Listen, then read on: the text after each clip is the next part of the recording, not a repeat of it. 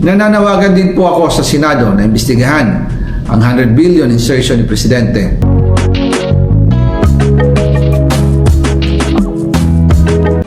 Kaya sa mga nakikipagsabwatan upang kunin ang pondo ng bayan at nakawin ang kinabukasan ng ating mga mamamayan, mahiya naman kayo.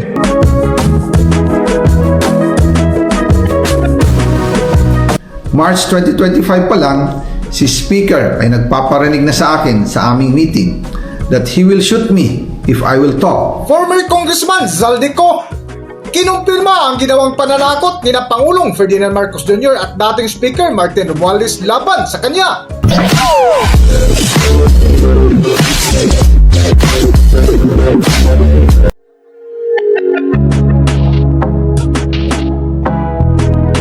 Welcome back to Philippine Celebrity Broadcast. Trending at viral ngayon sa mundo ng social media ang sunod-sunod na pasabog ni former Ako Bicol Party List Zaldico laban kina Pangulong Ferdinand Marcos Jr. at dating Speaker Martin Romualdez, na kung saan ngayong araw ay muling naglabas ng video sa series ng kanyang pasabog ukol sa kontrobersya ng manumalyang flood control projects.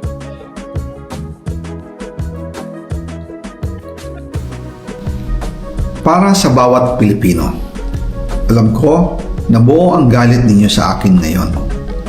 Nauunawaan ko rin kung bakit, lalo na at malaki ang halagang nakataya.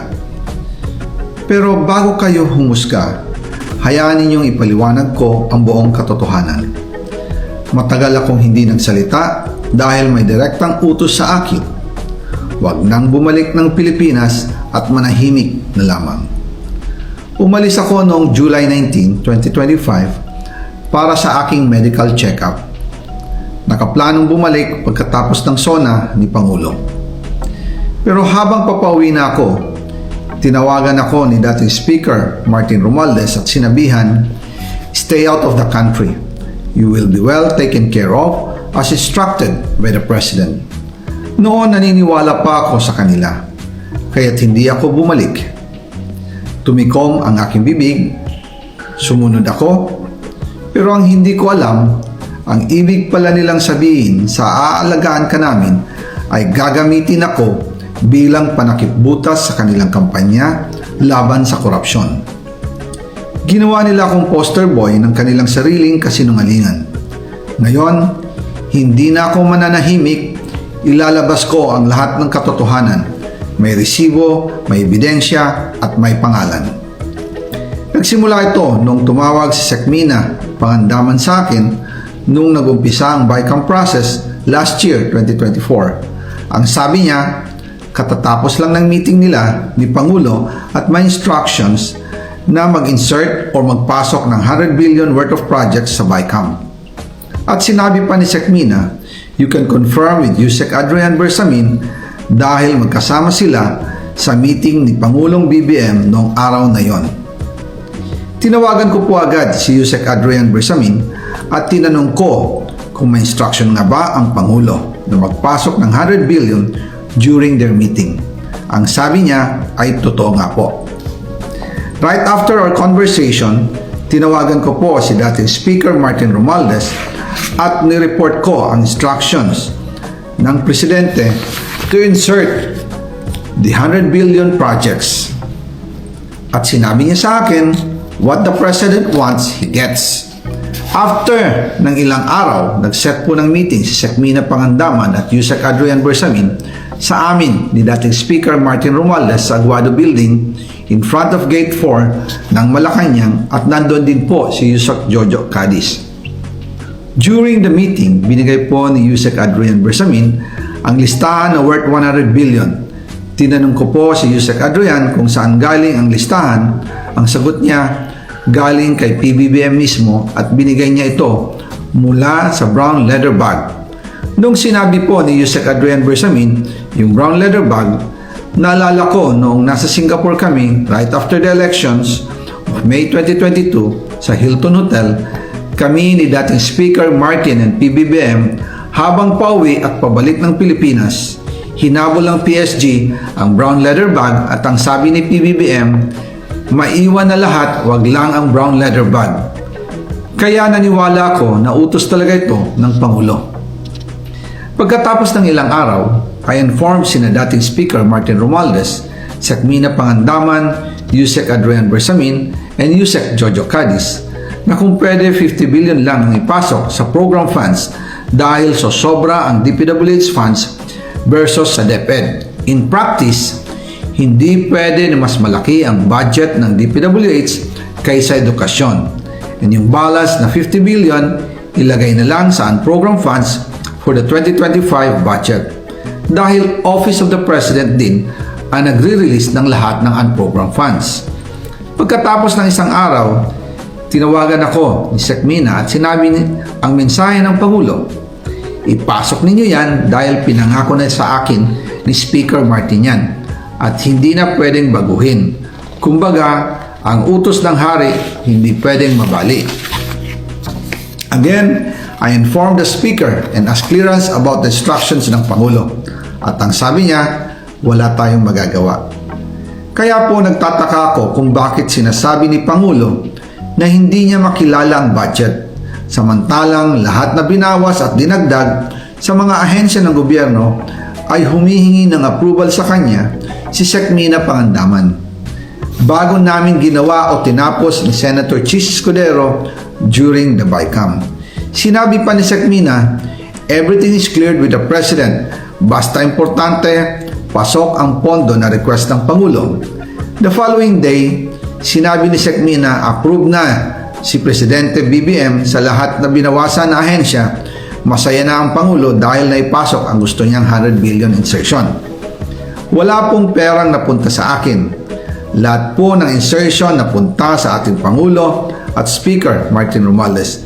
Ako lang at ang aking mga tao, sila Paul Estrada, Mark Tiksay, at ang aking mga security ang nag-deliver papunta sa bahay nila Pangulong Bongbong Marcos at Speaker Martin Romualdez sa North Forbes Park, South Forbes Park hanggang sa Malacanang. Yung mga deliveries po ay merong record ang aking mga tao. Totoo po yung sinasabi ni Orly Gutesa na nag-deliver siya sa Forbes Park. Totoo din po ang sinasabi ni Orly Gutesa na nag-deliver siya sa Malacanang nung siya ay nasa Senado. Para mapatunayan ang mga litrato na deliveries ay ilalabas ko po together with this video. After po ng approval ng budget sa General Appropriations Act of 2025, nagtanong po ako sa DPWH kung magkano ang kailangan na ibigay sa Office of the President o ang SOP na bigayan. Ang sinagot sa akin ay 25%. Ang ibig sabihin nito, 25% ng 100 billion ang SOP na kailangan ibigay kay BBM mismo. In total, 25 billion ang napunta kay Pangulong Bongbong Marcos.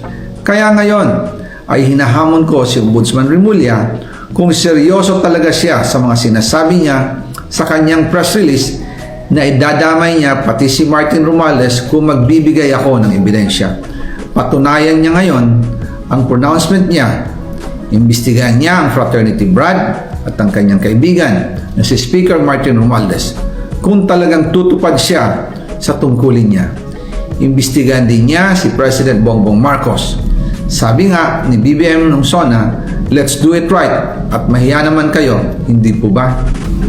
Nananawagan din po ako sa Senado na imbestigahan ang 100 billion insertion ni Presidente.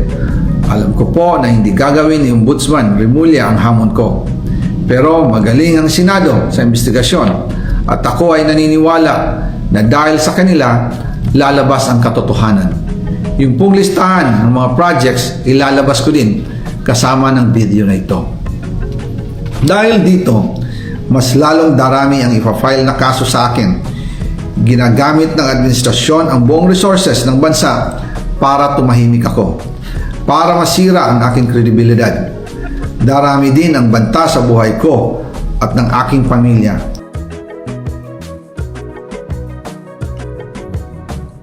Kung matatanda natin, itong huling suna ay lalas ng Pangulong Ferdinand Marcos Jr. ang kontrobersiya ng mga bayan ng culture projects na isa sa binigyan sa ita ng Pangulo ay ang taglay na mahiya naman tayo. Kamakailan lamang, nag-inspeksyon ako at sa naging epekto ng habagat ng bagyong Krising, Dante at Emong.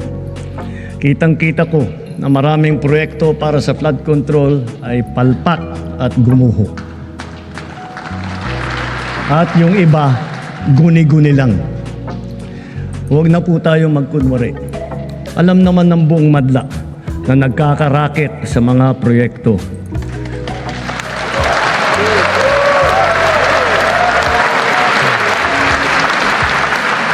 Mga kickback, mga initiative, errata, SOP, for the boys. Kaya sa mga nakikipagsabwatan upang kunin ang pondo ng bayan at nakawin ang kinabukasan ng ating mga mamamayan, mahiya naman kayo sa inyong kapwa Pilipino.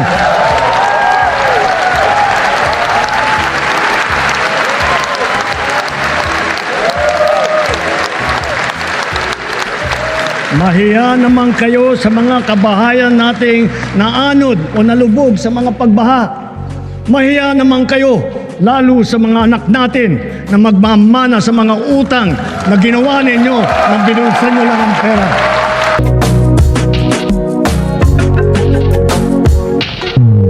Ngunit dito sa bagong inilabas na video ni former Congressman Zaldico ay malinaw sa kanyang sinabi na buwan pa lang ng Marso ng kasalukuyang taon ay nagkaroon na ng pananakot sina Pangulong Ferdinand Marcos Jr. at dating Speaker Martin Romualdez laban sa kanya na halatang may matinding girian na ang tatlo. Para sa buong kwento, narito ating panoorin at pakinggan ang video. March 2025 pa lang, si Speaker ay nagpaparinig na sa akin sa aming meeting that he will shoot me if I will talk. At pagkatapos niyang sabihin sa akin in a phone call na don't come home, we will take care of you, tumawag ulit si Speaker Martin at sinabihan niya ako na pag umuwi ako will be dangerous kasi they might hire someone to do a rub out on me or hire the police to kill me while in jail. Una pa lang ito sa magusto kong ibunyag. Marami pa akong dadalhin sa liwanag. Isa na dito ay yung kay Henry Alcantara, ang DPWH boys. Ang sinasabi nilang halaga sa ICI ay 21 billion. Hindi po totoo yan. Ang totoong numero ay 56 billion pesos at yung pong halaga na yan ay kay Pangulong Bongbong Marcos at Martin Romualdez na punta lahat. Ilalabas ko po ang buong detalye sa darating na mga araw. Kaunting pasensya pa po. Sana po ay hindi nila ako mapatay bago ko mailabas ang lahat. Sa inyong lahat sa Pilipinas, lalong-lalo na sa aking pamilya, taos-puso akong humihingi ng paumanhin. Ginawa ko lang ang utos sa akin, pero ngayon, handa na akong harapin ang lahat. Uulitin ko po, yung pong pera, wala pong napunta sa akin. Dumaan lang po ang pera sa akin para i-deliver kay Speaker Martin Romualdez at Pangulong Marcos. Salamat sa inyong pag-unawa. Hanggang dito na lang muna ang ating video at kung nagustuhan nyo, huwag kalimutan mag-subscribe at pindutin nyo na rin ang notification bell para ma-notify kayo sa ating susunod na video. Maraming salamat!